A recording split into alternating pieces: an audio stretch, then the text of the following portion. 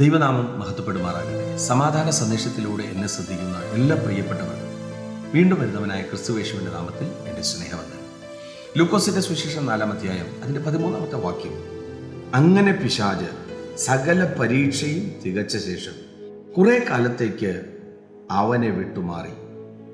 യേശു കർത്താവിനെ 40 ദിവസത്തെ ഉപവാസത്തിന് ശേഷം കർത്താവ് ആത്മാവിൽ സഞ്ചരിക്കുന്ന സമയം ദൈവജനം പറയുന്നുണ്ട്. ആ 4-ാം അധ്യായത്തിൻ്റെ 1-ാം വാക്യത്തിലേക്ക് പറയുന്നു, ആത്മാവനെ മരുഭൂമിയിലേക്ക് നടത്തി.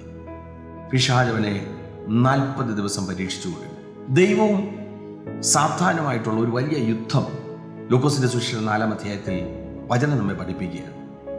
ആ ദിവസം കഴിയുമ്പോൾ കർത്താവിന് വിശക്കുന്നു, സാത്താൻ അടുത്തു വരുന്നു, യേശുവിൻ്റെ അടുത്ത് ഒത്തിരി കാര്യങ്ങൾ ചോദിക്കുന്നു. കർത്താവ് അതിനെല്ലാം ആത്മാവിൽ മറുപടി പറയുന്നു. അങ്ങനെ ആ യുദ്ധം ജയിച്ചതിന് ശേഷം അവിടെ പറയുന്നു, കുറെ കാലത്തേക്ക് പിശാച് അവനെ വിട്ടുമാറി.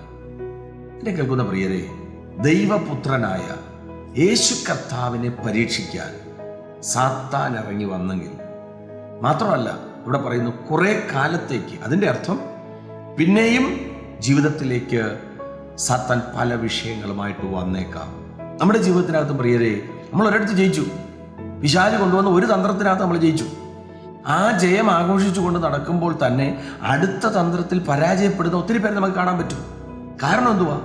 ജയിച്ചതിൻ്റെ സന്തോഷത്തിൽ അടുത്തൊരുക്കി വെച്ചിരിക്കുന്ന കെണികളെ നമ്മൾ തിരിച്ചറിയുന്നില്ല.